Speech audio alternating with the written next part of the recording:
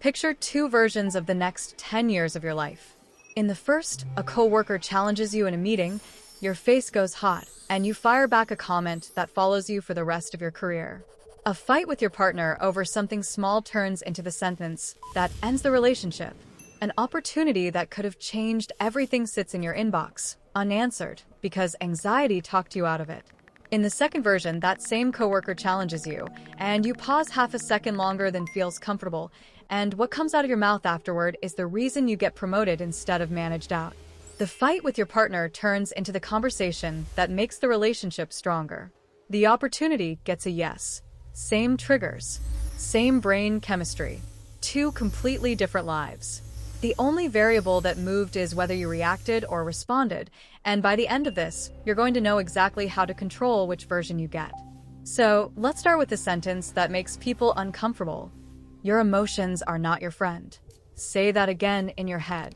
Your emotions are not your friend. They are not some sacred inner compass pointing you toward truth. They are chemical alarms built for a world that hasn't existed for thousands of years. A world where an instant gut reaction was the difference between eating dinner and becoming dinner. That world is gone. But the alarm system is still wired into you, and right now it is quietly wrecking your career, your relationships, and your peace of mind, one 60-second reaction at a time. Deep inside your skull sits a small, almond-shaped structure called the amygdala, and it cannot tell the difference between a predator and a passive-aggressive email. That single fact is going to explain almost everything that goes wrong in your emotional life, and later in this book you'll learn exactly how to work with it instead of against it. Every day, without noticing, you let this alarm system run your decisions. Someone posts a comment that stings, and you fire back something you'll regret within the hour. A wave of overwhelm hits, and you quietly abandon a goal you cared about. Anxiety shows up before a presentation, and you find a reason to skip the opportunity that could have changed your career. Anger takes the wheel and says something that costs you a friendship you spent a decade building. You are being steered by chemistry you never agreed to, and most of the time you don't even notice the hand on the wheel. Here's the difference between you and the top performers in any field. In 3 words, the space matters. High achievers have quietly mastered the one skill almost nobody teaches, the ability to feel a reaction rising, name it, and then choose what happens next based on strategy instead of static. This isn't about switching your emotions off. It's not about pretending you don't feel anything. It's about claiming the half-second gap between what happens to you and what you do about it, because that gap is where your entire future gets decided. By the end of this, you won't be the same person who hit play. You'll walk away with a concrete toolkit, frameworks you can use under real pressure to stop being managed by your emotions and start managing them instead. You'll know how to stay level when everything around you isn't, make sharper calls when the stakes are highest, and build the kind of quiet, unshakable strength that separates the people who thrive from everyone else who's just reacting. This isn't a claim that emotions are the enemy, or that the goal is to feel less. It's the opposite, in a way. The people who've actually mastered this feel just as much as everyone else. Sometimes more, because they're not spending half their energy defending against their own feelings. The difference is entirely in what happens in the gap between the feeling and the action. That gap is trainable.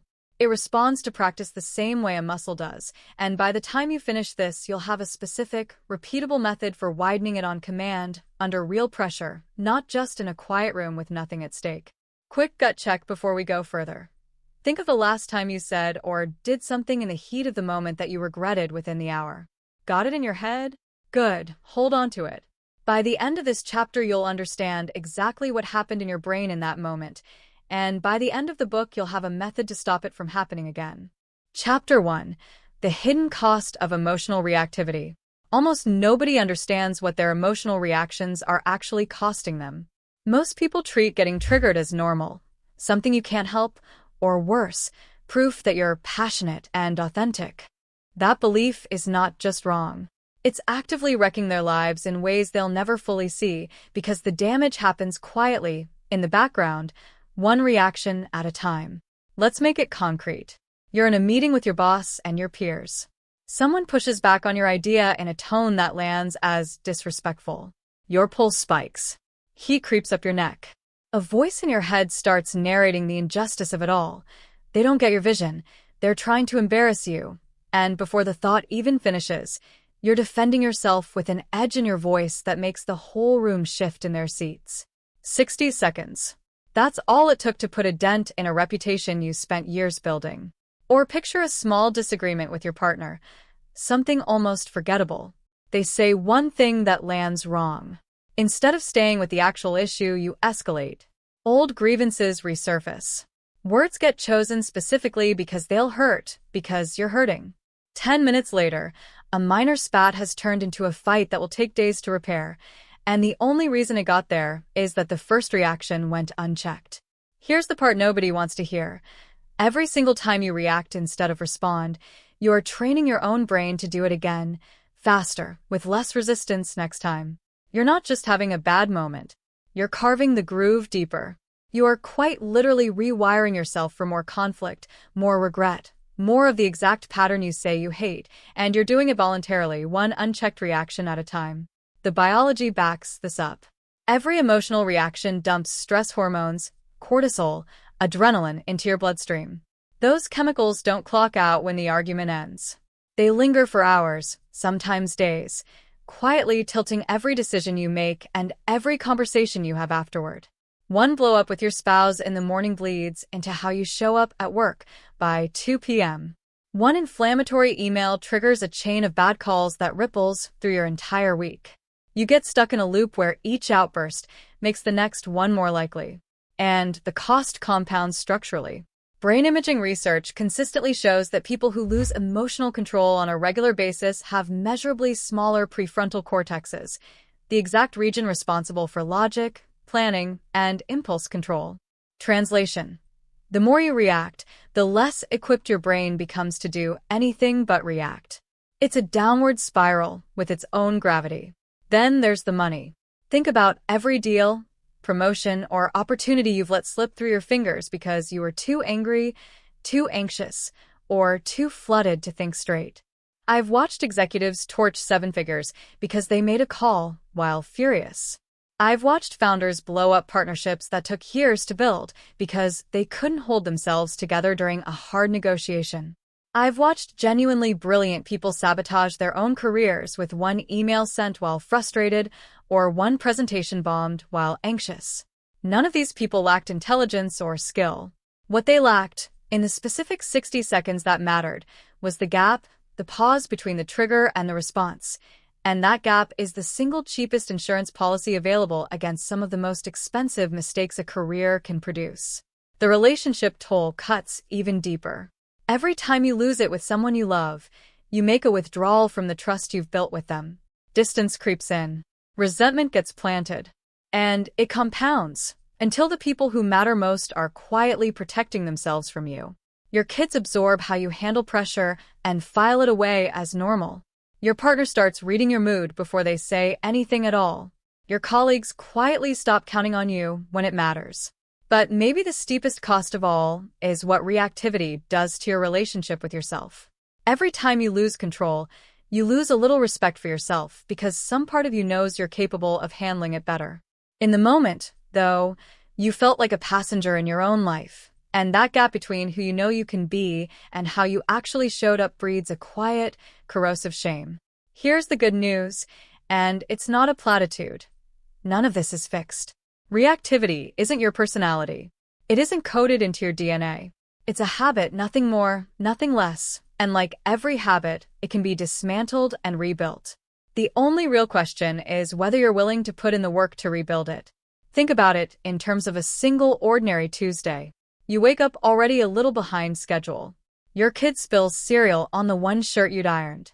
You snap, not because the shirt matters, but because your baseline was already thin before the cereal even hit the floor. That snap costs you nothing visible in the moment. Your kid shrugs it off, mostly. But it costs you something invisible, a small withdrawal from a trust account that refills slower than it drains. Multiply that by the thousands of small reactive moments most people rack up in a year, and you start to see why some relationships, careers, and health quietly erode over a decade while, from the outside, nothing dramatic ever seemed to happen. There was no single catastrophic event. There was just reactivity, compounding in the background. This is also why "I'm just an emotional person" is one of the more expensive sentences a person can say about themselves. It sounds like self-acceptance. Functionally, it's a permission slip to keep paying the tax. Chapter 2. Why your brain is wired to sabotage you. To get control of your emotions, you first have to understand why your brain seems dead set on taking control away from you. Your reactions aren't random noise. They're the output of millions of years of evolution, built to keep your ancestors alive in a world full of immediate physical danger. The world moved on. Your brain didn't get the memo. Meet the amygdala again, the almond-shaped alarm system sitting deep in your brain, scanning constantly for threats and firing off instant responses to keep you safe. When your ancestors met a predator, the amygdala flooded them with adrenaline, shut down slow, rational thought, and readied them to fight or run. That reflex saved lives for millennia. The problem: your amygdala cannot tell a saber-toothed tiger from a curt email from your boss. It doesn't distinguish a physical threat from a social one. Criticism, rejection, embarrassment, conflict, all of it registers as a 5-alarm emergency. So when a colleague questions your idea in a meeting, your amygdala sounds the exact same siren it would if you were being hunted. Neuroscientists call this an amygdala hijack, and it's happening to you more often than you'd like to admit. The instant your brain flags a threat, rational thought goes offline. Blood flow redirects away from your prefrontal cortex, logic, planning, self-control, and toward the more primitive limbic system that runs your emotions. You become, quite literally, less intelligent the moment you're emotionally activated. Here's the twist that makes it worse. Your amygdala learns from experience, but it learns the wrong lessons. Every emotional reaction gets logged as proof the situation really was dangerous, which means anything that triggered you once becomes more likely to trigger you again. Your personal threat list is constantly, quietly expanding. It's why someone who's been burned in relationships becomes hair-trigger sensitive to any hint of rejection. It's why someone criticized at work flinches at feedback even when it's offered kindly. Notice how this plays out after something as ordinary as a performance review. 10 positive comments and 1 piece of constructive criticism go in, and by the time you're walking back to your desk, the one critical comment is the only thing still running on a loop in your head, not because it was the most important thing said, but because your amygdala is architecturally built to weight it that way. This isn't a personal failing or a sign of low self-esteem. It's the same negativity bias operating exactly as designed on a piece of feedback that was, on balance, overwhelmingly positive. Add to that a built-in negativity bias. Your amygdala is far better at remembering threats than rewards, failures than wins, pain than pleasure. That made sense when missing a threat could get you killed. Today it just means your brain is perpetually hunting for problems to be upset about. And speed matters more than you'd think. The amygdala can identify a threat and fire an emotional response in roughly 12 milliseconds. Your prefrontal cortex, the part that actually thinks, takes upward of 500 milliseconds to catch up. You are, quite literally, reacting before you're capable of reasoning. That's why you sometimes notice you're angry before you know why. Your body was already tense, your heart already racing, stress hormones already flooding your system, long before your conscious mind clocked what was happening. 3 quick questions to ask yourself right now. What's the last thing that made your heart rate spike before you even understood why? What physical sensation shows up first when you're triggered? Heat, tightness, a knot in your stomach. And how long, on average, does it take you to notice you're activated? Most people can't answer that third one yet. By the end of this book, you will. Here's a scene that plays out in nearly identical form in millions of households every week. A parent is scrolling their phone at the dinner table when their teenager says something sharp. "You never actually listened to me." In the space of about 200 milliseconds, before any conscious thought has occurred, the parent's amygdala has already logged this as a threat to their identity as a good parent, to their authority in the household, to their sense of being loved and respected. The body starts preparing for a fight before the parent has even decided whether a fight is warranted. What actually gets said next? A defensive "that's not fair, I listen to you all the time" versus a calmer "tell me more about that" depends entirely on whether the prefrontal cortex gets a vote before the mouth opens. Most of the time, in most households, it doesn't. The amygdala wins by default, simply because it's faster, not because it's right. This is worth sitting with because it reframes something people usually experience as a character flaw.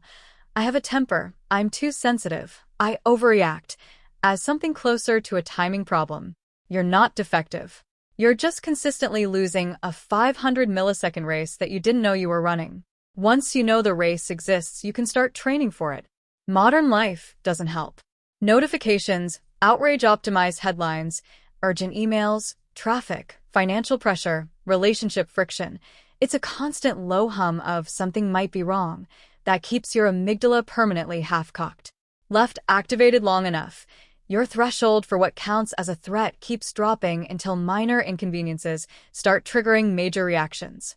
Sleep deprivation turns the dial even further. Run on too little sleep and your amygdala becomes roughly 40% more reactive to negative stimuli, meaning you are measurably more likely to lose control when you're tired. Poor nutrition, no exercise, chronic dehydration. All of it degrades your brain's ability to regulate itself. Here's the part that changes everything, though. Knowing your reactions are automatic doesn't make you powerless against them. It means you can learn to work with your own wiring instead of fighting it blind. You can train your prefrontal cortex to override the amygdala. You can build new circuitry that favors control over reactivity.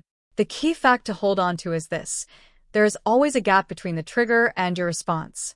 It might only be a few hundred milliseconds, but it's real, and inside that gap is where your power lives. That's where you choose to respond instead of react. That's where you take your life back. Chapter 3. The 4 Levels of Emotional Mastery.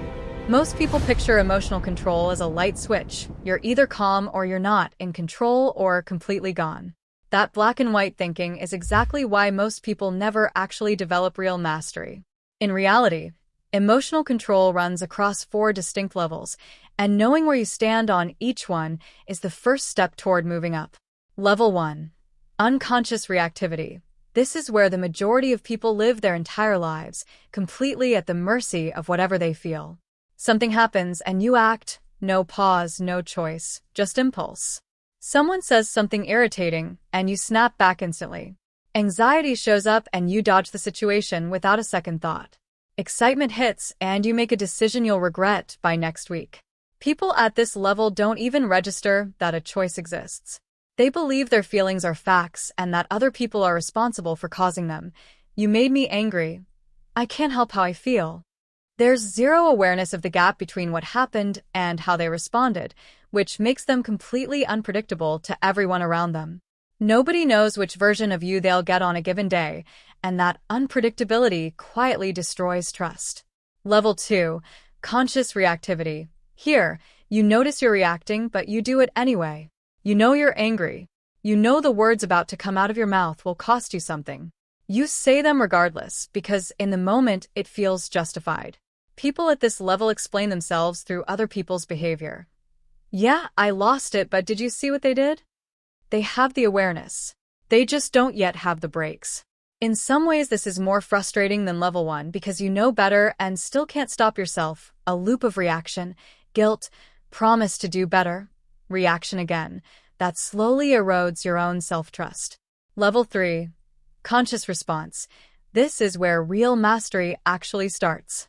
You feel the emotion fully, name it for what it is, and consciously choose your response based on your values and your long game, not your immediate feelings. Angry, but you speak calmly. Anxious, but you take the action anyway. Disappointed, but you pivot to solutions instead of dwelling. People here understand something crucial. Emotions are information, not instructions. Feeling angry doesn't obligate you to act angry. Feeling anxious doesn't mean you're actually in danger. This takes real practice, learning to catch your own state as it rises, understanding your specific triggers, and having a ready set of alternative responses. It doesn't happen overnight, but it is absolutely trainable. Level 4. Emotional alchemy. The top tier, where you don't just manage your response to an emotion, you actively transform the emotion itself. Anger becomes fuel. Fear becomes edge. Disappointment becomes curiosity about the lesson buried inside it. People operating here understand their own patterns so deeply that they often head off negative states before they fully form, and when one does slip through, they have the tools to convert it almost immediately.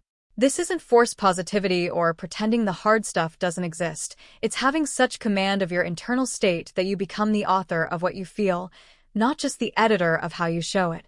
Picture the same trigger, an unexpected, mildly critical comment from a colleague in a shared document, running through all 4 levels. At level 1, you fire back a comment in the doc that's noticeably sharper than the situation calls for and spend the next hour replaying it, embarrassed but not sure why you did it. At level 2, you type the sharp reply, hover over the send button knowing it's a bad idea, and send it anyway because in the moment it feels earned. At level 3, you notice the sting, close the laptop for 2 minutes, and come back with a reply that addresses the actual content of the feedback instead of the tone. At level 4, you notice the sting arrive, and within a few seconds, it's already converted into curiosity. Why did that land the way it did, and is there something useful in the feedback itself? Before you've even opened your mouth or touched the keyboard. Same trigger for completely different Tuesdays. A quick self-check.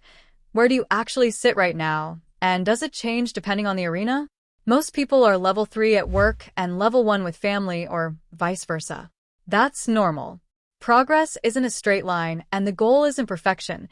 It's steadily upgrading your average. Most people stall out at level 2 forever because they believe emotional control is a trait some people are simply born with. It isn't. It behaves exactly like physical fitness. Genetics might give some people a head start, but anyone gets stronger with consistent training. Movement between levels also isn't permanent once achieved. It's contextual, and that's worth naming clearly so you don't get discouraged the first time you slip.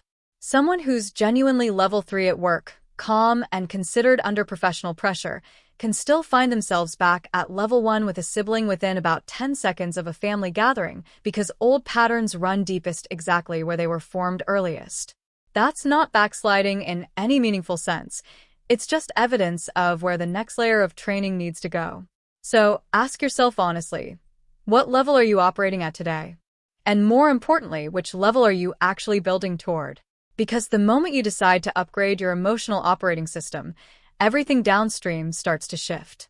Chapter 4. The Stop Method for Immediate Emotional Control. There's a moment you already know intimately.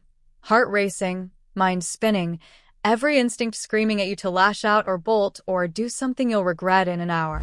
In that moment, you don't need a philosophy. You need a method, something automatic, simple enough to run even when your rational brain has temporarily clocked out. Most emotional control advice fails right here because it assumes you can think clearly in the exact moment when thinking clearly is the one thing you can't do. When you're hijacked, your prefrontal cortex is offline. You can't retrieve nuanced frameworks. You need something closer to a reflex. That's the stop method, 4 letters for moves, built from decades of neuroscience and stress-tested in places where the pressure is about as real as it gets. Emergency rooms, battlefields, boardrooms. Stop. The instant you clock an emotional reaction rising, physically stop what you're doing. Hands off the keyboard if you're mid-angry email. Close your mouth if you're mid-argument. Step back if you're about to make an impulsive call. The physical act of stopping tells your nervous system, I'm taking this back. The skill underneath this is learning to catch your own early warning signs because your body always tips you off before the emotion fully takes over. Racing heart, tight jaw or shoulders, shallow breath, heat in your face, a knot in your gut. Most people miss these because their attention is locked on the outside situation, not their own internals, until they're already fully reactive. Learning to read your body is like installing a warning light that buys you time before the alarm goes off. Half stopping doesn't count. You need a full, decisive disengagement, even if it feels awkward mid-conversation. That brief awkwardness is nothing next to the damage of the thing you'd otherwise say. Take a breath. Not just any breath, a specific pattern that activates your parasympathetic nervous system. Inhale through your nose for a count of 4. Hold for 4. Exhale slowly through your mouth for a count of 6.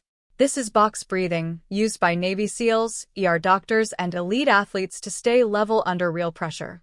The extended exhale stimulates your vagus nerve, essentially a reset button for your nervous system, which starts counteracting the stress response your sympathetic system just triggered. Repeat it at least 3 times or longer until you actually feel your heart rate coming down. The goal isn't just enough calm to function. It's enough calm to think clearly. That could take 30 seconds. It could take 5 minutes. Give it what it needs. Oh, observe. Now, with your nervous system starting to settle, get objective.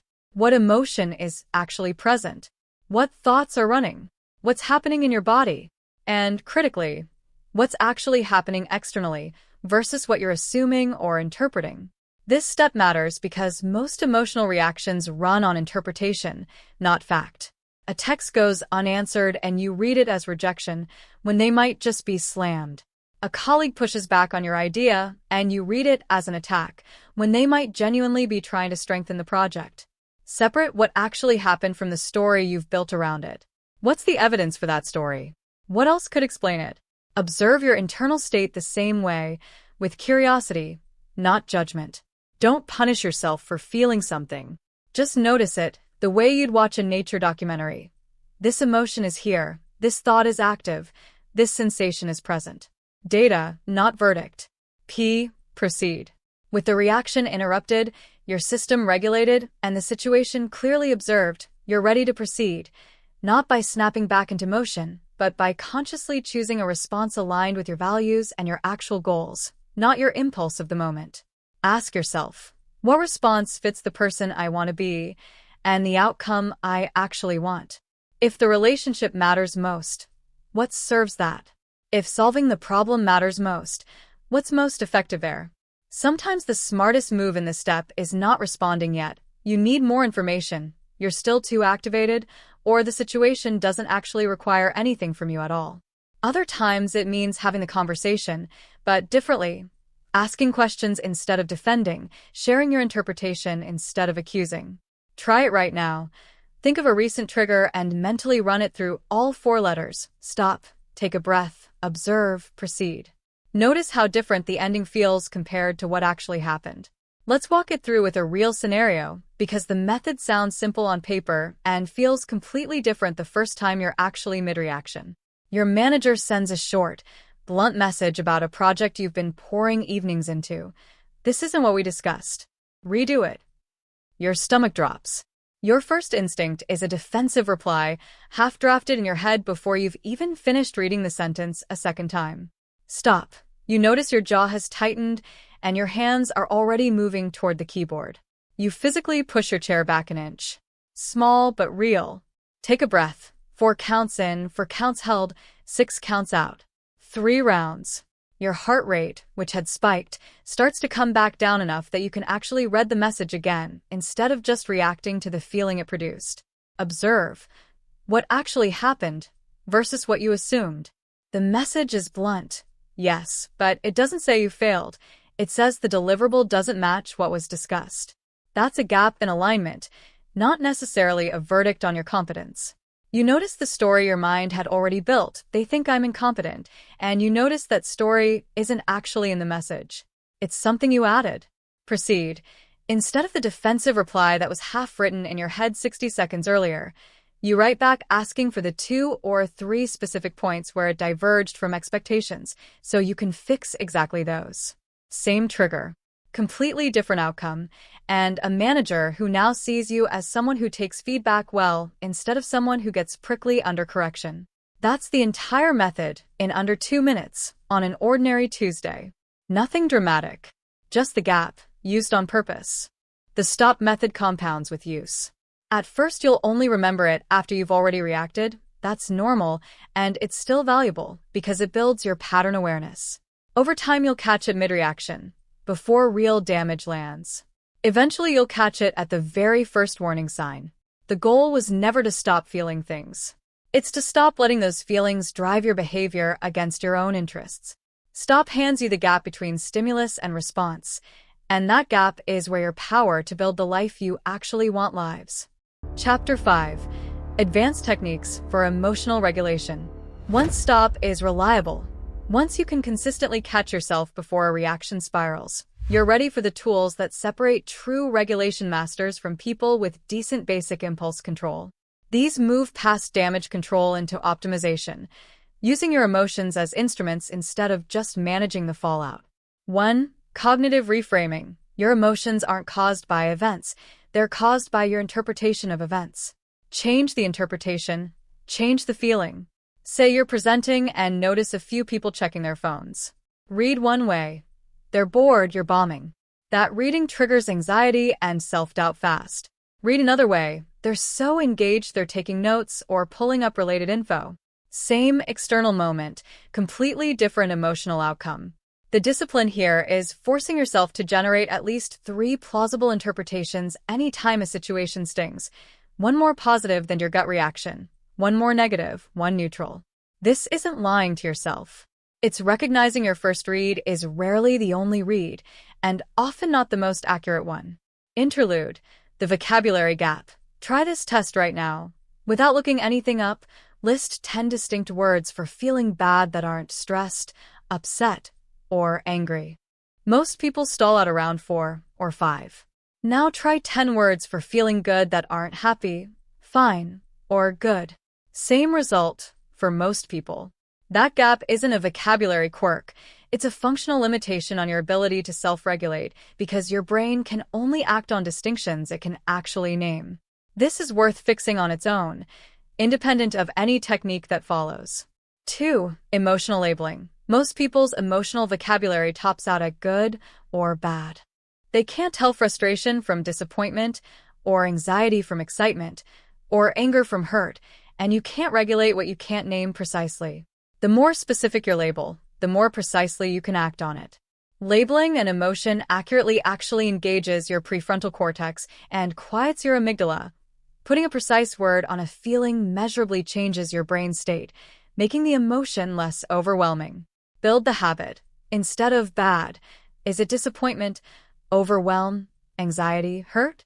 Instead of good, is it satisfaction, pride, gratitude, energy? 3. Somatic regulation. Your body and your emotional state are wired together. Change one, and you shift the other. Progressive muscle relaxation. Tense each muscle group for 5 seconds. Release. Notice the difference. Work from toes to head.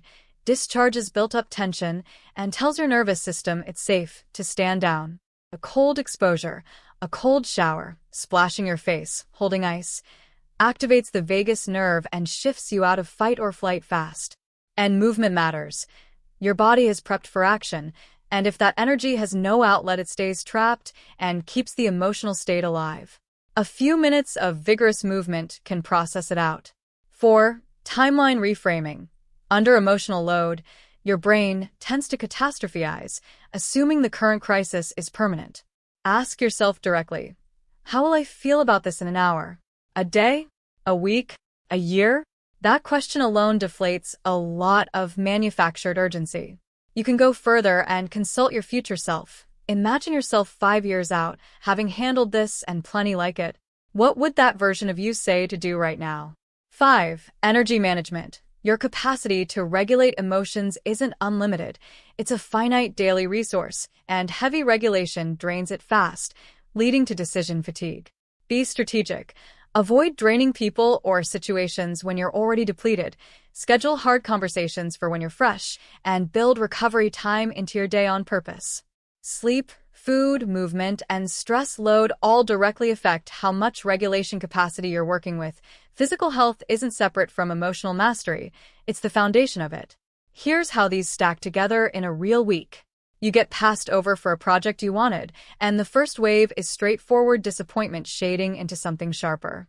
Emotional labeling gets you past "I feel bad" to something more precise. You're not just disappointed, you're specifically stung by feeling overlooked, which is a different problem with a different fix than generic disappointment would suggest. Cognitive reframing gives you 3 readings of the situation. Maybe you genuinely weren't ready yet. Maybe the decision was political and had nothing to do with your work. Maybe there's information you don't have access to. You don't need to know which one is true. You just need to stop assuming the worst one by default.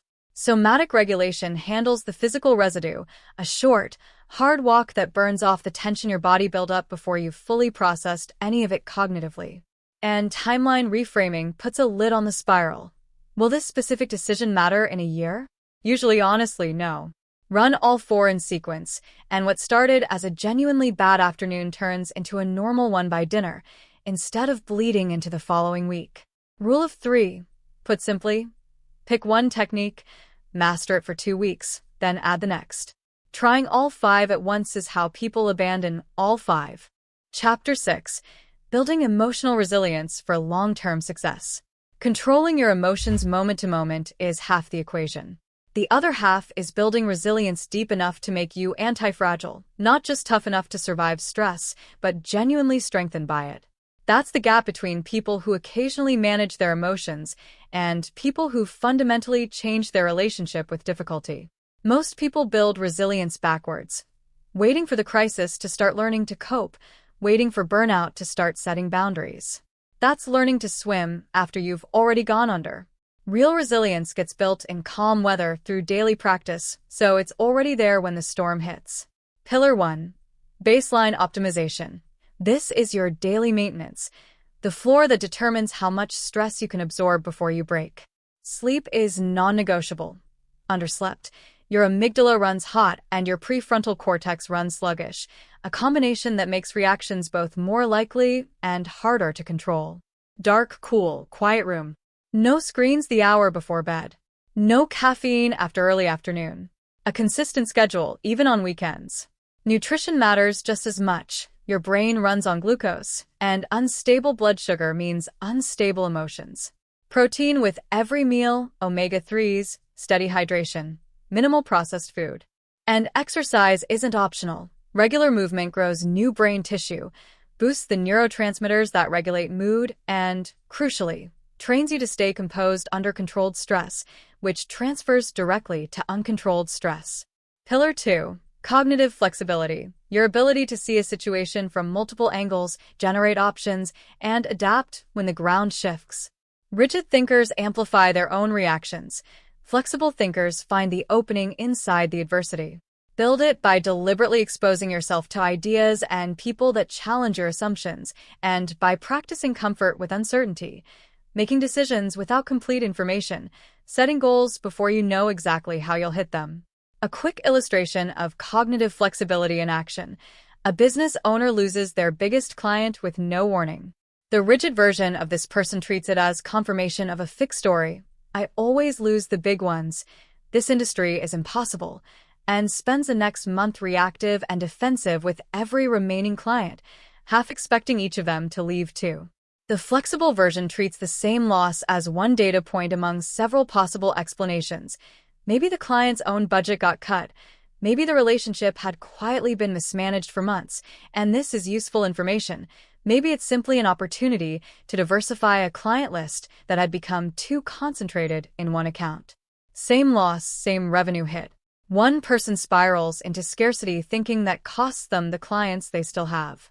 The other treats it as a prompt to adapt, and 6 months later has a healthier, more diversified business than before the loss happened. Pillar 3. Meaning-making. People anchored to a clear sense of purpose weather hardship far better because the current difficulty connects to something larger than the discomfort of the moment. It doesn't need to be grand. Being a good parent, building something real, contributing to your community all qualify. Regularly revisiting what you actually stand for makes it easier to choose the long game over the short-term reaction. Pillar 4. Social connection. Isolation makes regulation dramatically harder.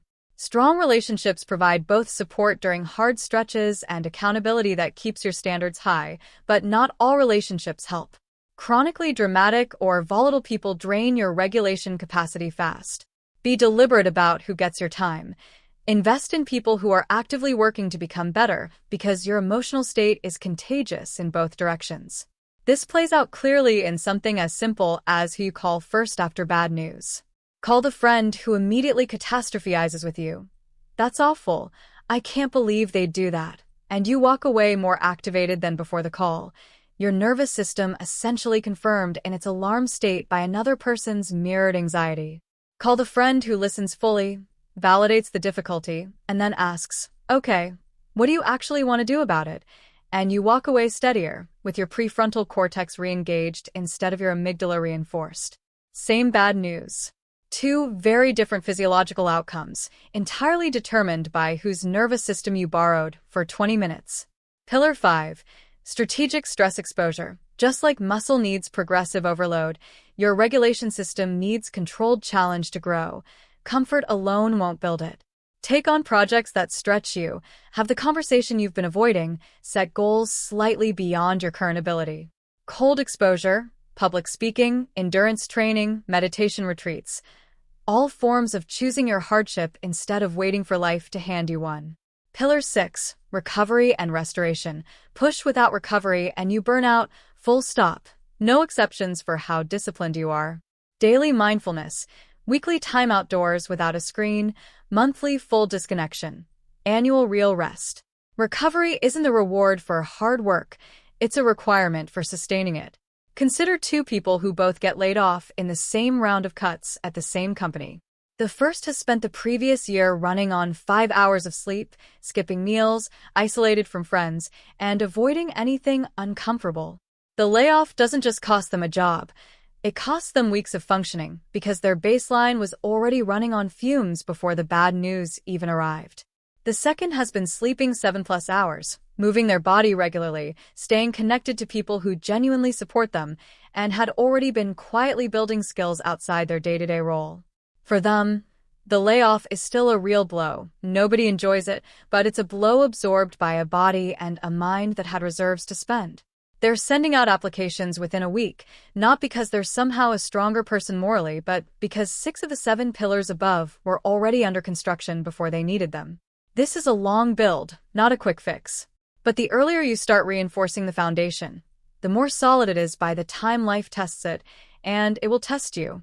The goal is to be the one still standing while everyone else is scrambling. Chapter 7. The Neuroscience of Emotional Transformation.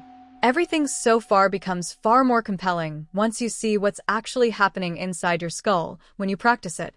This isn't soft psychology. It's measurable, repeatable, documented change in brain structure and function. Start with neuroplasticity, your brain's lifelong ability to rewire itself. For most of history, science assumed adult brains were fixed. We now know that's false. Every time you choose a considered response over a raw reaction, you strengthen the circuitry tied to self-control and weaken the circuitry tied to reactivity. Every rep of the STOP method is literally construction work on new neural infrastructure. Here's the useful part. Your brain doesn't fully distinguish between vividly imagined experience and lived experience. Mentally rehearsing staying calm under pressure builds similar neural pathways to actually staying calm under pressure, meaning visualization genuinely accelerates the process. The biggest structural shifts happen in the prefrontal cortex, your executive center for planning, decision-making, and self-control. People who consistently train emotional regulation show measurably higher gray matter density there. Meanwhile, that almond-shaped amygdala we keep coming back to, your alarm system, actually shrinks with sustained practice. Not because you go numb, but because your threat detection recalibrates to be more accurate, cutting down on false alarms. The anterior cingulate cortex, responsible for attention and conflict monitoring, also strengthens with training. It's the region that flags you're about to react and redirects you toward something better. The insula, which links bodily sensation to emotional experience, becomes more finely tuned too, which is exactly why trained people notice their own early warning signs: racing pulse, tight muscles, shallow breath, before the reaction fully lands. Regular practice also quiets the brain's default mode network, the background chatter that runs when you're not focused on a task, often nicknamed the monkey mind. Untrained, that network tends to loop on worry, rumination, and self-criticism. Trained, it settles into something calmer and more centered as your actual baseline. Neurotransmitters shift too. Serotonin, tied to mood and social behavior, rises with consistent practice. Dopamine becomes steadier and less dependent on outside validation. GABA, your brain's main calming chemical, increases, lowering anxiety. And cortisol, the stress hormone, becomes far better regulated, lower baseline levels, faster recovery after a stressful event. Mirror neurons add another layer worth knowing about, cells that fire whether you perform an action or simply watch someone else perform it. Spend time around people with strong emotional regulation, and your brain quietly mimics their patterns. Spend time around reactive people, and the same thing happens in reverse. Your social circle isn't just influence, it's neurological training you're absorbing whether you notice it or not. This is a large part of why the same person can behave almost like two different people, depending on which friend group they're with that evening. Around one group, reactive, quick to complain, quick to escalate, that person notices themselves getting sharper and more irritable over the course of the night, almost without deciding to. Around another group, calmer, slower to react, quicker to reframe, the same person notices themselves settling, matching that tone instead. Neither version is the real them being unmasked. Both are the mirror neuron system doing exactly what it evolved to do, syncing you to the emotional baseline of whoever's in the room. Even short-term meditation practice produces measurable change. As little as 8 weeks of consistent practice shows increased hippocampal volume, memory and learning, decreased amygdala reactivity, and stronger prefrontal connectivity. You don't need to become a monk. Any consistent practice built on non-reactive awareness produces similar effects, as long as it's consistent. What this means practically is that every rep counts more than it feels like it does in the moment. The single time you paused before replying to a frustrating email doesn't feel like it's rewiring anything. It feels like a small, slightly uncomfortable act of restraint. But your brain doesn't grade on drama. It grades on repetition. 100 small, boring, unremarkable pauses build more real neural change than one dramatic act of composure during a single crisis, because the 100 small ones are training the automatic system, not just the conscious one you have to reach for under pressure. The honest timeline. Most people notice a real shift in reactivity within 2 to 4 weeks of regular practice. Measurable structural change in gray matter typically shows up around 8 to 12 weeks. Full transformation of long-standing emotional patterns takes 6 months to 2 years of sustained work. That's encouraging because it means the change is real and permanent once it sets, not a temporary fix you have to white-knuckle forever. It's also sobering because there's no shortcut. This is training, the same as physical fitness or a musical instrument, and it rewards patience over intensity. Chapter 8. Mastering emotional control in high-pressure situations. Everything you've built gets tested the moment the stakes actually matter. It's one thing to stay composed during a quiet meditation session. It's another entirely when a crisis threatens your career, your relationship, or everything you've built. High-pressure moments strip away the social polish and show your real level of mastery. Most people get worse under pressure because they let the intensity flood their rational thinking. Elite performers get better because they've trained specifically for that moment, and the difference isn't talent or luck. It's preparation, specifically emotional preparation. Reframe the pressure. Pressure isn't external. It's a story your mind tells about a neutral situation. 2 people can face the identical circumstance and have opposite stress responses purely based on the framing. Swap "this is falling apart, I can't handle this" for "I have the skills for this. This is exactly the situation I've trained for." Elite athletes and special operators don't pretend danger isn't real. They choose interpretations that sharpen performance instead of collapsing it. Train the body, not just the mind. Your stress response system needs exposure to handle real activation without tipping over. This is stress inoculation, the same principle behind a vaccine. Controlled exposure builds resistance.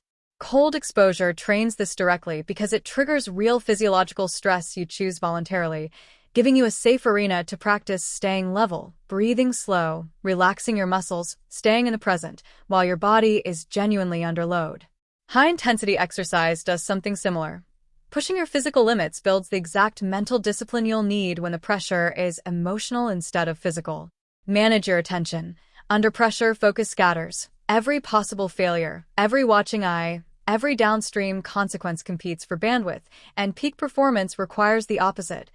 Total focus on the task directly in front of you. Build laser focus during low-stakes moments, 10 minutes on a single task, gently redirecting your attention every time it wanders.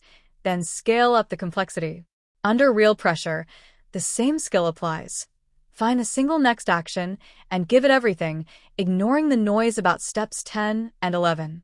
A surgeon in the middle of a difficult procedure isn't thinking about the family in the waiting room or what happens if this goes wrong. That thought, if it arrives, gets noticed and set aside within a second because dwelling on it doesn't improve the next incision. That's not coldness. It's trained attention management, and it's exactly as learnable for a difficult conversation or a high-stakes presentation as it is for surgery.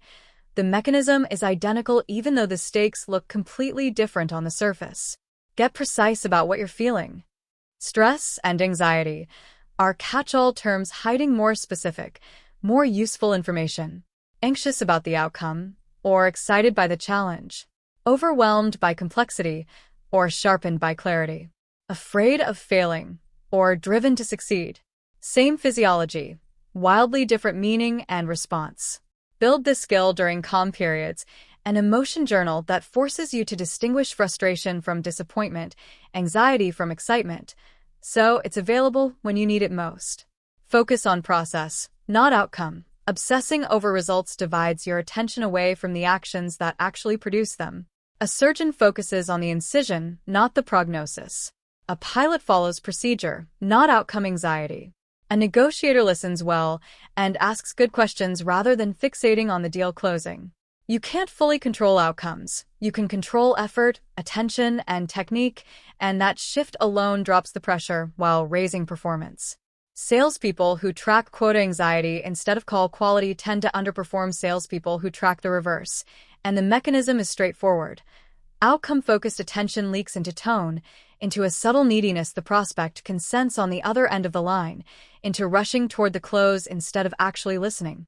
Process-focused attention stays on the thing that's actually within reach. Was this a good question? Did I actually listen to the answer? And almost paradoxically, that's the version that closes more deals over a quarter, not fewer. Plan your contingencies, then let them go. Thinking through, what if this happens, what will I do, in advance builds real confidence and lowers cognitive load in the moment. But once you're in it, execute the current plan instead of endlessly revising. Planning belongs before the pressure hits, not during it. Recover deliberately afterward. High-stakes moments cost real mental and emotional resources. Even when you handle them well, skip the recovery, and you get more fragile over time, not less. Decompress with breathing, movement, or rest before jumping into the next stressful thing.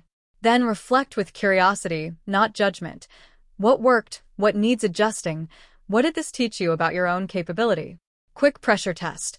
Next time you feel your chest tighten before something important, silently run this list. Reframe, breathe, narrow focus, name the specific feeling. Focus on process. That's the whole toolkit in one sentence. Take two candidates walking into the same high-stakes interview for the same role.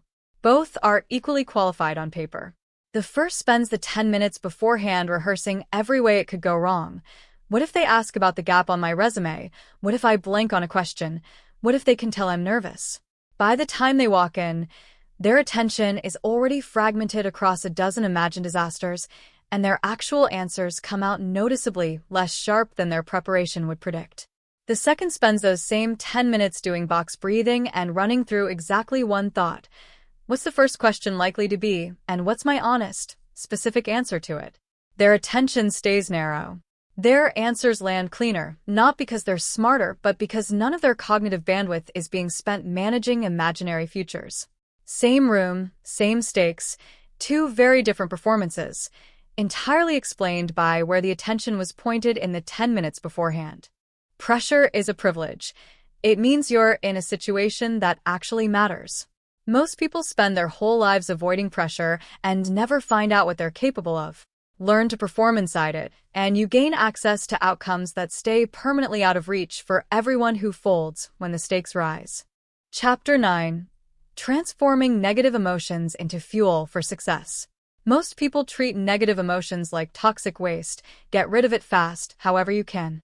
Suppress the anger, dodge the sadness, eliminate the fear, escape the frustration.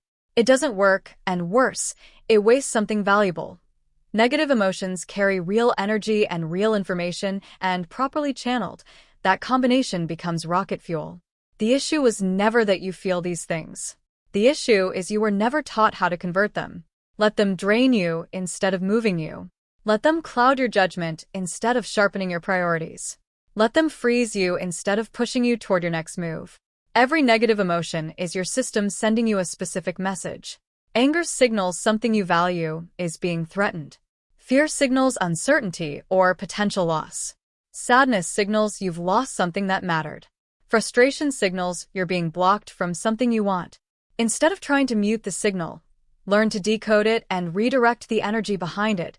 That's the difference between suppression, which weakens you, and alchemy, which strengthens you. Anger is probably the most mismanaged emotion of all. Most people either explode with it, torching relationships, manufacturing regret, or bottle it until it either erupts anyway or curdles into resentment. Both waste the energy anger actually generates, a surge of focus meant to help you push back against a threat. Aimed at people, that surge turns destructive. Redirected toward a problem, it becomes fuel, harder work, sharper problem solving, the push through an obstacle that would normally stop you cold.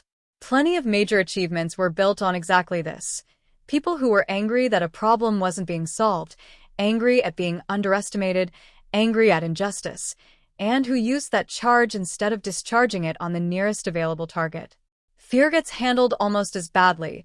People try to eliminate it or let it freeze them entirely. But fear only shows up around things that actually matter to you. It's an internal compass pointing at what to protect or pursue. The move isn't to erase it, it's to acknowledge it, extract the information, and act anyway. That's the actual definition of courage. Not fearlessness, but intelligent action while afraid. And fear doubles as a useful filter. If a goal doesn't scare you at all, it's probably not big enough to be worth chasing. Sadness and disappointment get avoided at almost any cost, yet they carry some of the clearest information your mind produces. Sadness shows you what you truly value by revealing what it hurts to lose. Disappointment shows you what you genuinely want by revealing what it hurts not to get. Read that way, they're clarifying, not just painful, helping you separate what you actually want from what you were told to want. Frustration, probably the most common and most wasted emotion in modern life, shows up in the gap between where you are and where you want to be. Let unchecked, it drains you through complaining and quitting. Redirected, it becomes determination, fascinated by the obstacle instead of defeated by it, more committed instead of less. Repeated frustration in one specific area is usually a signal that your current approach is outdated and it's time to build a new skill. Anxiety and worry are forward-looking signals. Most people just endure. Used correctly, they're planning tools. Get specific. What exactly am I worried about, and what could I actually do about it? Productive worry asks, what can I prepare? Unproductive worry just loops what if with no output. The difference is whether it produces action. Try this the next time worry shows up at 2 a.m. about something real. Write down specifically the actual worst-case scenario in one sentence, then write down one concrete action you could take tomorrow that would make that scenario less likely or less bad. Most 2 a.m. anxiety evaporates surprisingly fast once it's forced out of vague dread and into a specific sentence with a specific next step attached, not because the underlying problem is solved, but because the nervous system stops treating an unnamed threat as infinite and starts treating a named one as merely difficult.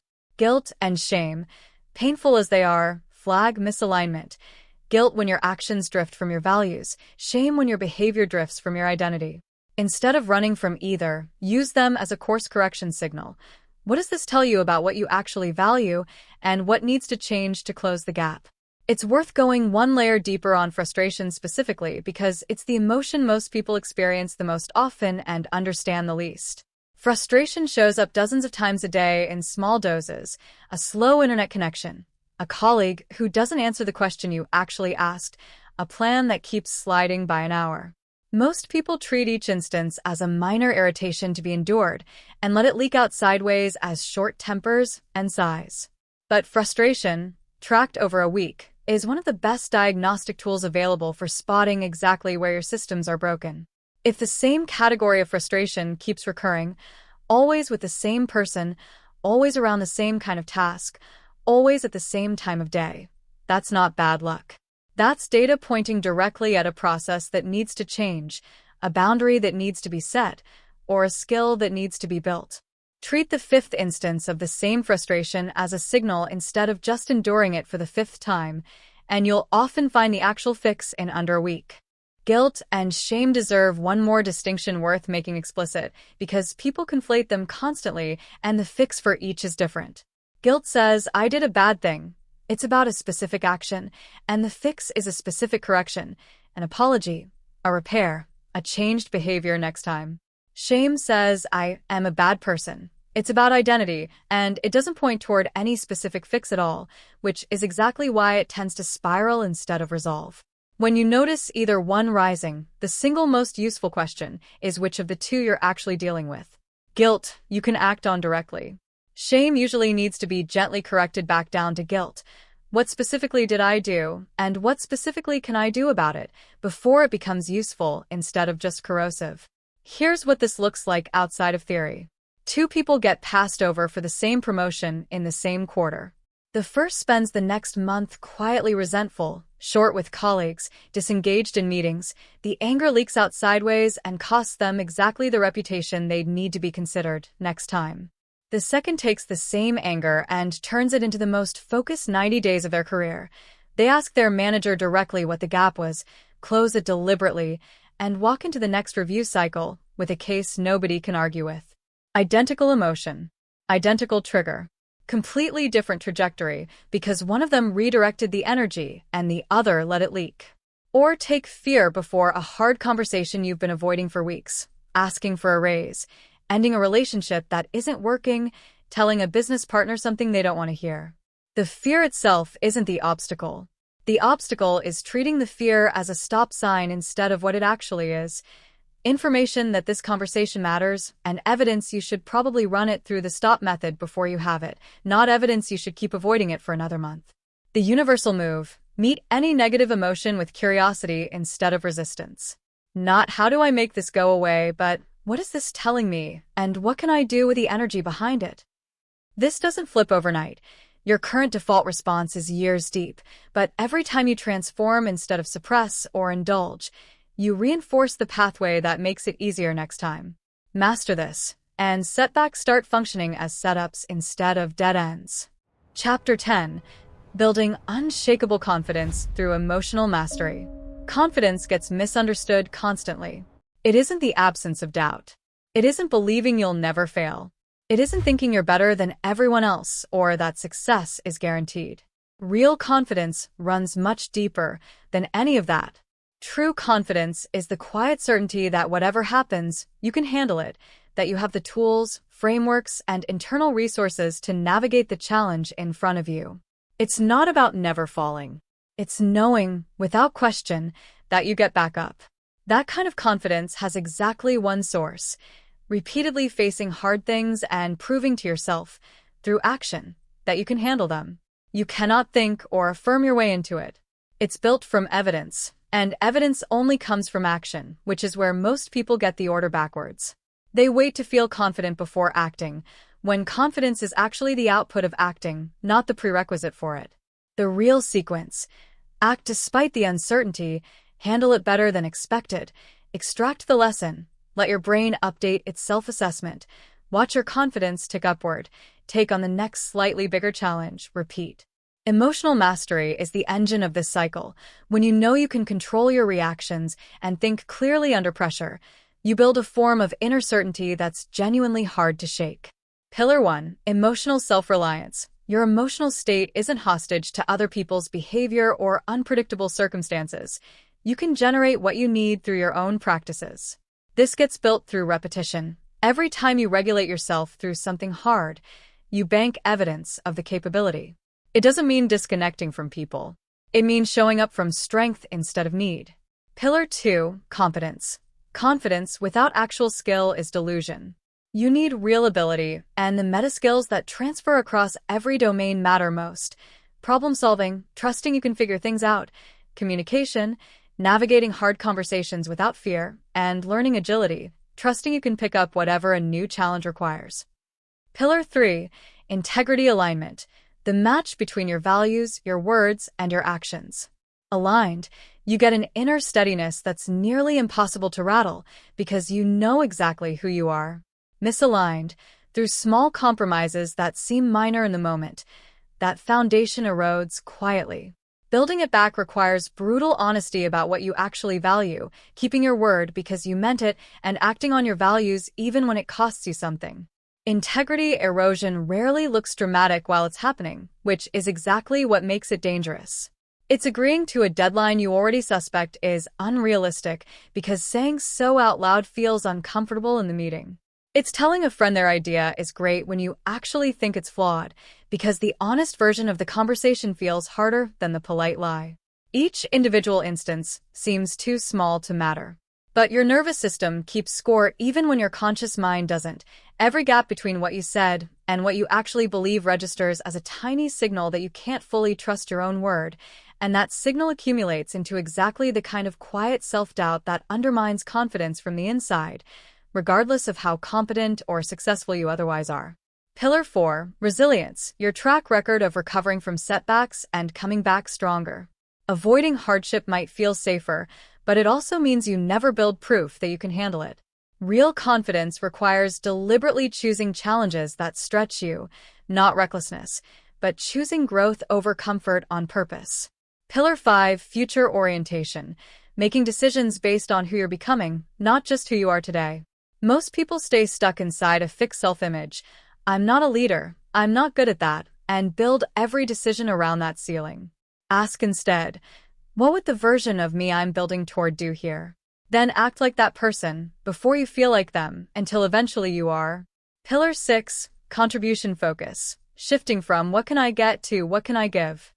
Most confidence problems come from overfocus on the self, how you look, what people think, whether you're measuring up. Redirect that energy toward being useful, and self-consciousness fades because your attention is somewhere else entirely. This shows up clearly the moment before you walk into a room full of strangers at a networking event.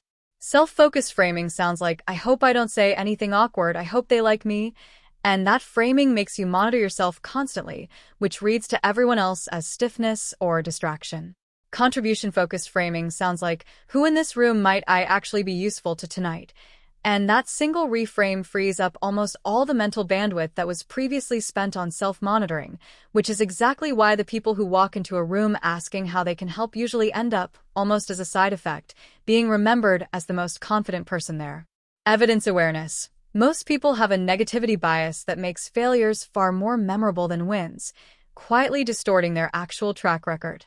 Counter it deliberately, a running log of small wins, challenges cleared and skills gained, reviewed often enough to keep an accurate picture of what you're actually capable of. Watch how this plays out with something as ordinary as public speaking. Someone who's avoided every opportunity to speak in front of a group for a decade doesn't lack the ability to be a good speaker. They lack the evidence that they can survive being a mediocre one first. The path isn't waiting to feel confident enough to volunteer for the next presentation.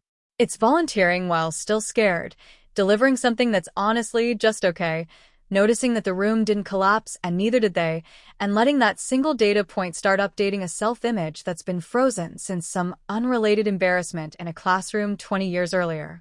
Do that 4 or 5 times, and the fear doesn't necessarily disappear, but the certainty that you can handle the fear and still perform becomes real, because now it's backed by an actual track record instead of a hope.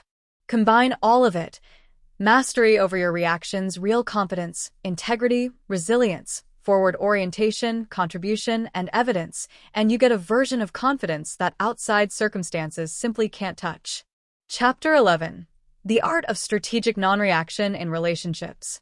Relationships are where emotional control matters most, and where most people fail hardest. You can have mastery everywhere else in your life, but lose it with the people closest to you, and you'll sabotage the exact relationships you care about most. The people who love you see you exhausted, stressed, and depleted, which is exactly when your real level of mastery shows up. Most relationship conflict isn't really about the surface topic. It's underlying patterns, unmet needs, and unconscious triggers both people are reacting to without realizing it. Stop reacting during conflict, and you can actually address what's real instead of getting stuck in blame, defend, escalate on repeat. Principle 1. Every interaction is a choice between connection and control. Reactivity chases control, proving your point, making the other person wrong. Non-reaction chooses connection, prioritizing the relationship over being right. That's not the same as accepting bad behavior. It means responding in ways that preserve dignity and leave room for resolution, which takes more strength than losing it does. Principle 2. Own your 50%. You cannot control the other person's words or state. You have complete control over your response to them. Redirect the energy you'd spend trying to fix or control them into managing your own reactions instead, and you become a stabilizing force that actually influences them for the better, far more effective than trying to control their side directly. Principle 3. De-escalate instead of matching. The instinct is to mirror intensity. They raise their voice, you raise yours. They get critical, you get defensive. That unconscious mirroring amplifies the fight. Strategic non-reaction flips it.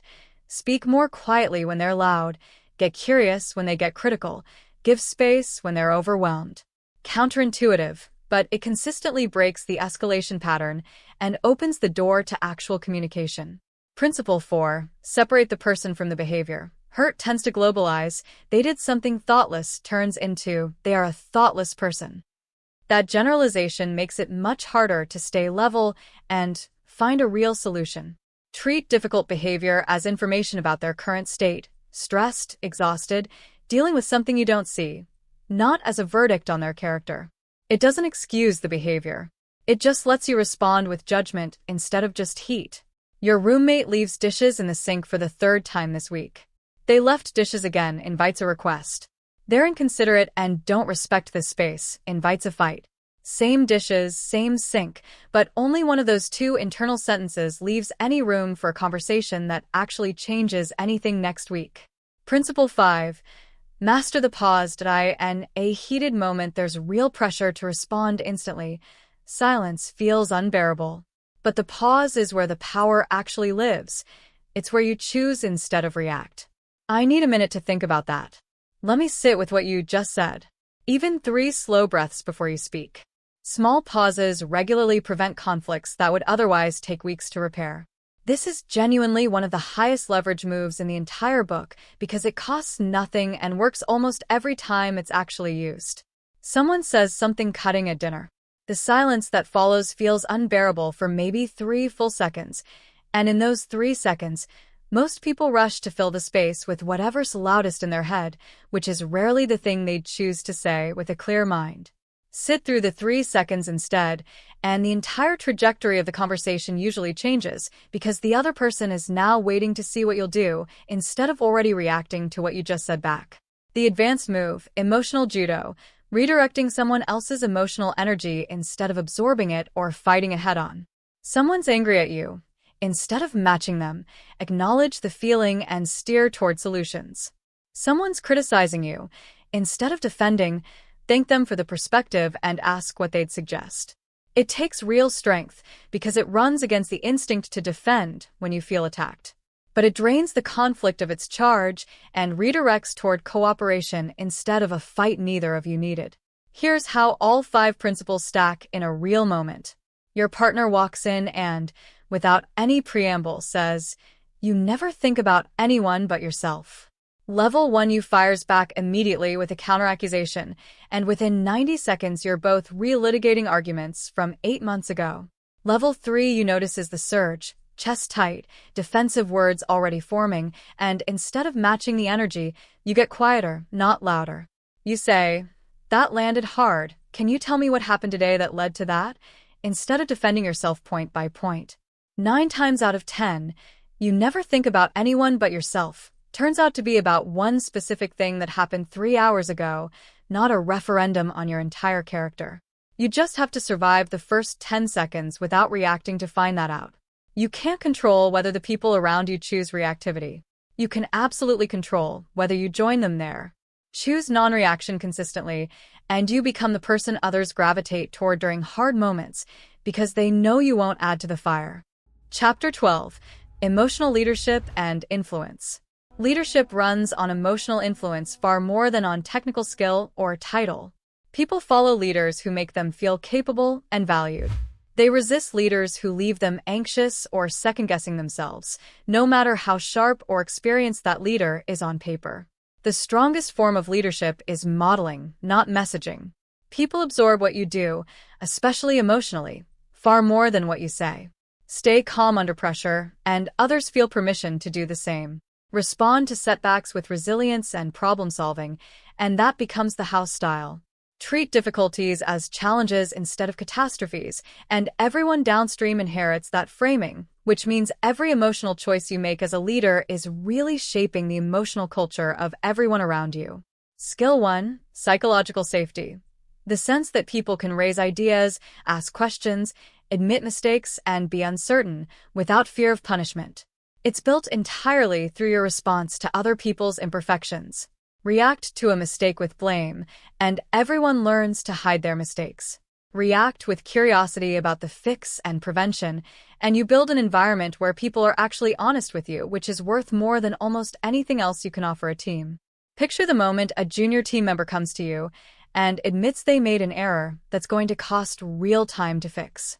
The next 90 seconds of your response will shape whether that same person tells you about the next mistake early, while it's still cheap to fix, or hides it until it's expensive, because they've learned exactly what happens when they're honest with you. A sharp, frustrated reaction teaches them to manage your emotions before they manage the actual problem next time. A calm, "Okay, thanks for catching it and telling me directly. Let's figure out the fastest fix," teaches them the opposite lesson, and that single 90-second choice compounds across every future mistake they'll ever bring to you, or won't. Skill 2: Managing emotional contagion. Emotions spread through mirror neurons and social cues whether you intend it or not. Your state, walking into a room, shapes everyone else's state, often below conscious awareness. Before an important interaction, decide on purpose what you want to transmit. Want a collaborative meeting? Embody that first. Want your team confident about a hard project? Actually feel and express that confidence yourself. Skill 3: Strategic emotional authenticity. Not broadcasting every feeling unfiltered, being genuinely honest about your state while choosing an expression that serves the moment and the people in it. Sometimes that's sharing real uncertainty to build trust. Sometimes it's projecting steadiness to help others feel secure. The through line is matching your expression to what's needed while staying true to who you actually are. Skill 4: Transforming conflict. Most people either avoid disagreement or handle it poorly. Leaders need to navigate it in ways that strengthen rather than fracture the relationship, treating conflict as information about differing needs and perspectives, not as a personal attack. Stay calm and curious in the moment, and conflict often turns into the exact conversation that produces the better solution. Skill 5: Empathy without absorption. Understanding someone's emotional experience without adopting it as your own. You can be genuinely compassionate towards someone anxious without becoming anxious yourself, supportive of someone struggling without being pulled under with them. That requires real emotional boundaries, caring deeply while staying centered enough to actually be useful. 2 team leads get the same piece of bad news on the same day. A client is pulling out of a major contract. The first calls an emergency meeting, visibly rattled, and spends the first 10 minutes venting about how unfair it is and what a disaster this is for the quarter. The team leaves that meeting more anxious than when they walked in, and productivity noticeably drops for the rest of the week. Not because the news itself demanded it, but because the leader's state became everyone's state. The second lead takes 20 minutes alone first, runs through stop, and walks into the same meeting with the same bad news framed differently. Here's what happened, here's what it means for us practically, here's what we're doing about it starting now. Same information. Completely different team, 24 hours later, because the leader understood that in that room, their nervous system was setting the agenda before a single word about strategy was even spoken. The end goal is what I'd call an upward emotional spiral, your own mastery inspiring the people around you to build their own, which compounds into a group that's more resilient, more productive, and genuinely better to be part of. That happens when you consistently model regulation, hand people real tools, and build an environment where emotional maturity is actually valued instead of quietly punished. Chapter 13: Creating your personal emotional operating system. None of this matters unless it becomes a system, not a memory. Most people absorb the concepts intellectually and then keep running old patterns because they never built anything to replace them with. Your emotional operating system is the set of daily habits, environmental choices, and response protocols that make regulation your default instead of something you have to consciously remember under pressure. the same way a computer's OS runs the basics in the background without you thinking about it. Component 1. Daily emotional fitness that doesn't need to be elaborate, just consistent. 5 to 10 focused minutes a day beats hours of occasional effort. Some mindfulness practice to build real-time awareness. Breathing work to train your nervous system's default response to stress. Some reflective practice, journaling, review, to spot patterns and adjust. Component 2. Environmental design. Your surroundings shape your baseline more than you notice. Constant exposure to negative news, chaotic spaces, or reactive people makes regulation an uphill fight no matter how skilled you are. Audit it honestly. What are you consuming through media and conversation? What does your physical space communicate?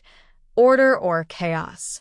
Who's actually shaping your emotional state day to day? Then change what needs changing. A real audit looks something like this.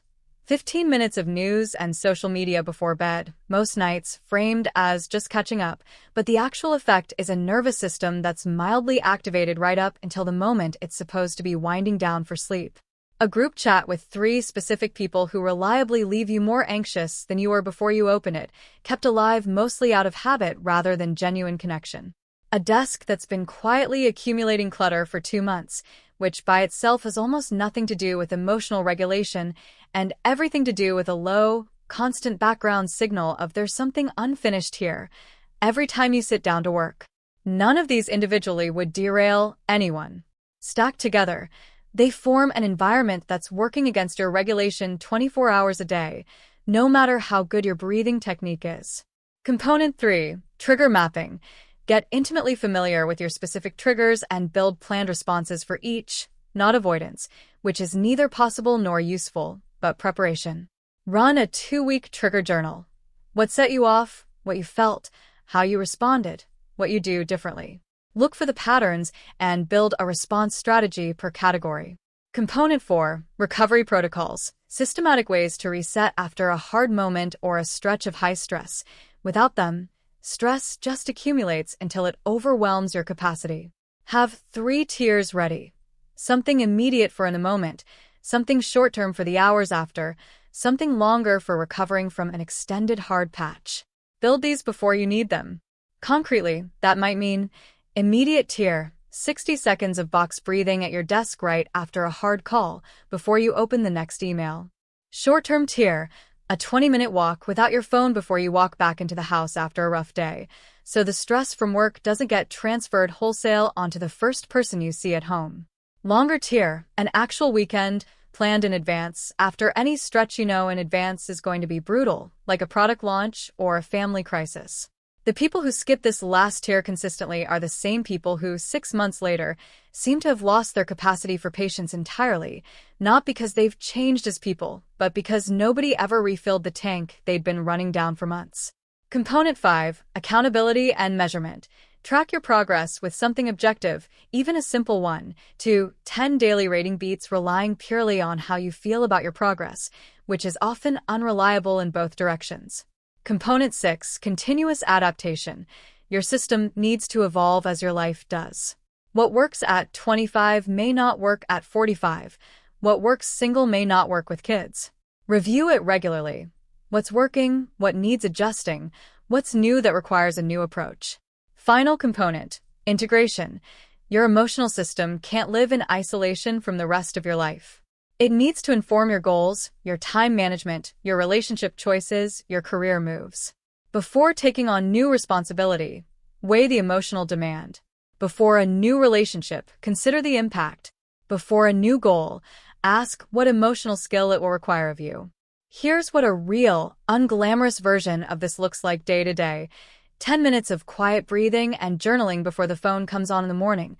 A short walk scheduled after any meeting that's likely to be tense, built in as recovery rather than something you'll get to if there's time. A 2-week-old trigger log that's already told you your worst reactions cluster around a very specific pattern. Being interrupted while explaining something you care about, which means you now have one specific, rehearsed response ready for that one specific trigger instead of a vague intention to stay calmer in general. None of it is dramatic. All of it is the difference between hoping you'll handle the next hard moment well and actually knowing you will, because you've already built the scaffolding for it. The point was never a perfect, static system. It's a robust one, flexible enough to bend as your circumstances change, but solid enough to make mastery the default rather than the exception. Chapter 14: Advanced Applications in High-Stakes Environments. The real test of everything you've built happens in high-stakes environments, where losing control has severe, immediate consequences. Careers ended by one outburst. Relationships permanently damaged by one reactive moment. Deals worth real money lost because someone couldn't manage anxiety or anger in the room. These environments expose the gap between understanding emotional control intellectually and actually embodying it. Crisis management. When something's genuinely gone wrong, real danger, real loss, people looking to you for stability, your emotional state sets the tone for the whole room. Panic spreads. So does calm competence. In a genuine crisis, thinking clearly while everyone else is losing the plot becomes a legitimate advantage. Staying connected to your prefrontal cortex while others get hijacked, focused on the next practical step instead of the emotional intensity. But this can't be built during the crisis itself. It's built beforehand, through visualization, stress inoculation, and practice on smaller stakes so that by the time it's real, your response is already automatic. High-pressure negotiation and confrontation. Whether it's a deal, a workplace conflict, or someone being outright aggressive, staying centered gives you a real strategic edge. People reveal their actual position and limits when emotionally activated, but they can only exploit your reactions if you have any to exploit. The key move is separating your ego from the outcome. Get emotionally invested in winning, and you become predictable and easy to manipulate. Stay detached from the specific result while committed to your actual interests, and you become very hard to rattle. That's not indifference to the outcome, it's caring more about process and integrity than about getting everything you asked for. Watch this play out in a salary negotiation. One candidate goes in needing the higher number, needing it emotionally, not just financially, and that need is visible in small ways. A slightly too quick acceptance when pushed back on, a defensiveness when the employer explains their constraints. The employer, consciously or not, reads that need and calibrates their offer accordingly. The second candidate goes in genuinely prepared to walk away if the number doesn't work, has already decided what their floor is, and negotiates from a position where every counteroffer gets evaluated calmly against that floor instead of against the fear of losing the opportunity entirely. They often end up with a materially better outcome, not because they're more aggressive, but because the absence of visible need removes almost all of the other side's leverage. Performance under scrutiny. Presenting to important people, being evaluated, competing at a high level, anywhere you're being watched and judged, emotional control is what actually lets you access your preparation. Performance anxiety and imposter syndrome can torch real skill in an instant. The fix is a focus shift, from how do I look to how am I serving this audience? From don't mess up to execute the process. From impress them to be genuinely useful. Dealing with genuinely difficult people. Every field has manipulative, aggressive, or volatile people, and your ability to stay centered around them determines whether they drain you, or you can still work with them despite their limitations. The key is not taking it personally. Difficult people are usually difficult with everyone, and their reactions are information about their own state, not a verdict on you. See it that way, and you respond strategically instead of reactively. Managing your own success and failure. Extremes in either direction can wreck good judgment. Success can trigger arrogance or reckless risk-taking. Failure can trigger shame or the urge to quit entirely. Real mastery holds perspective through both. Success is information about what worked, not proof you're permanently superior. Failure is information about what didn't, not proof you're permanently inadequate. Both are temporary and both call for a response, not a reaction. The ultimate high-stakes environment is your own mind during genuine uncertainty, when what you counted on is falling apart, when the future feels unreadable. This is where all the training pays off. External chaos, internal stability. Others panic about not knowing. You get comfortable not knowing. Others get overwhelmed by scale. You break it into steps and take the next one. Think about the difference between two operations managers when a production line goes down unexpectedly, halfway through a critical shipment. The first spends the first 5 minutes trying to figure out whose fault it was, snapping at whoever's nearest, and the team spends that same 5 minutes managing the manager's mood instead of the actual problem. The second walks the floor, says out loud, "Okay, this happened. What do we know? What's our fastest safe fix? Who's on it?" And the team's attention goes straight to the line instead of to managing an anxious boss. Both managers care equally about the outcome. Only one of them has trained their nervous system to stay out of the way of the solution. The goal is never to stop feeling the weight of high-stakes moments. It's to feel that weight fully, while still choosing the response that serves your actual long-term interests, instead of just relieving the pressure of the moment. Chapter 15. The Compound Effect of Emotional Mastery. Most people badly underestimate the long-term payoff of emotional control because they only track the immediate wins. Staying calm prevented one fight. Managing anxiety improved one presentation. Not reacting preserved one relationship. Real, but tiny compared to what compounds over years and decades. Emotional mastery behaves exactly like compound interest. Each individual choice to respond instead of react looks small in isolation, but it stacks. Every time you choose control, you're strengthening the same circuitry for every future situation, building a reputation that opens doors, and banking inner resources that keep multiplying. Compound Effect 1. Relational Trust. Every time you stay calm when others expect you to break, respond with wisdom instead of heat, and choose connection over being right, you're making a deposit into the relationship. Over years, that becomes a reservoir people actively draw on. They trust you with hard decisions, want you on their team under pressure, and bring you their real concerns because they know you can hold it. Compound Effect 2. Reputation and Influence. Your emotional patterns become part of how people know you, often more than your resume. People remember how you made them feel long after they've forgotten what you achieved. Consistent regulation builds a reputation for being trustworthy with real responsibility, which creates a loop. Harder opportunities come your way, you handle them well, your capability and confidence both grow, and even bigger opportunities follow. Compound Effect 3. Decision Quality. Without emotional reactivity steering, every category of decision improves. Relationships chosen for fit instead of intensity, careers chosen for real growth instead of fear or instant gratification, money managed by analysis instead of greed or panic, time allocated by priority instead of whatever feels urgent right now. Small improvements, compounded across a lifetime, into a dramatically different outcome. Compound Effect 4. Health and Resilience. Chronic reactivity means chronic stress, and chronic stress does real, cumulative damage. Elevated cortisol undermines immune function, cognition, and long-term health. Master your regulation, and you cut that load significantly. Better sleep, clearer thinking, more energy, better physical outcomes, compounding over decades into meaningfully more and better years.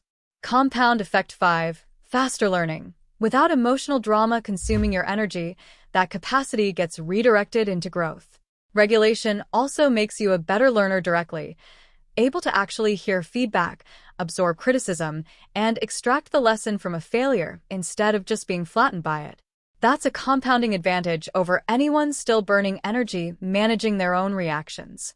Compound Effect 6. Opportunity creation. People with real emotional mastery get pulled into the rooms other people want to be in, trusted with sensitive information, invited onto the important projects, given access to networks that create further opportunity. Each success builds the case for the next one, and over time that access compounds into outcomes that were genuinely unreachable back when reactivity was still running the show. Think about who gets tapped when a company needs someone to handle a sensitive client relationship, or lead a team through a messy reorganization, or represent the business in a room where things could easily go sideways. It's rarely the most technically brilliant person in the building. It's the person leadership already knows won't lose their composure when it matters, and that reputation, once established, becomes self-reinforcing, because being trusted with harder situations is itself the training ground for handling even harder ones next time. Compound Effect 7. Inner peace. Maybe the most important one. A real, durable sense of satisfaction that comes from living according to your values and responding to life from a place of steadiness instead of fear. It's not the absence of difficulty. It's the standing confidence that whatever difficulty shows up, you can meet it, a quality of life that holds regardless of circumstance. The final compound effect is becoming genuinely anti-fragile, not just surviving setbacks, but getting stronger through them. Every hard moment becomes practice. Every difficult person becomes unintentional training. At that level, you become close to unshakable, not because nothing hard happens to you, but because you no longer doubt your ability to handle whatever does. You become a source of stability for the people around you, someone who improves a room just by being centered in it. This isn't only about personal achievement, though that follows. It's about becoming part of the fix for the reactivity and dysfunction that runs through so much of human interaction, raising the floor for everyone you're in contact with. Zoom out to a 10-year view, and the compounding becomes almost unfair in how lopsided it is. Two people start their careers at the same company on the same day, with similar talent and similar ambition. One reacts, visibly frustrated in meetings when overruled, short with junior staff under deadline pressure, prone to defensive emails when challenged. None of it is dramatic enough to get them fired. It's just consistently, quietly corrosive. By year 10, they're competent but sidelined. People respect the work, but nobody fights to have them in the room for the decisions that matter, because nobody's fully sure which version of them will show up. The other person, no more talented on paper, spent that same decade choosing the pause instead of the reaction, again and again, in moments nobody else even noticed. By year 10, they're the person every difficult project gets routed to, not because they're the most brilliant person in the building, but because they're the most trusted one under pressure, and trust, compounded over a decade, outperforms raw talent almost every time. The choice sits in front of you plainly. Keep living at the mercy of your reactions, letting temporary feelings make permanent decisions, staying stuck in the same regret loop. Or commit to the patient, unglamorous practice of emotional mastery and start collecting the compound returns that reshape everything downstream. Before you go, if the stop method is the one thing you take from this, that's a genuine win. Go use it today on the very next small trigger that shows up, not the big dramatic one. That's how the skill actually gets built. And if this shifted how you think about your own reactions, the deepest dive into exactly why your brain does this, the full breakdown of the amygdala, the prefrontal cortex, and how to physically retrain both is one video away. Go watch that next, hit subscribe so the rest of this series finds you, and drop a comment with the one trigger you're going to run through Stop this week. I'll be reading them.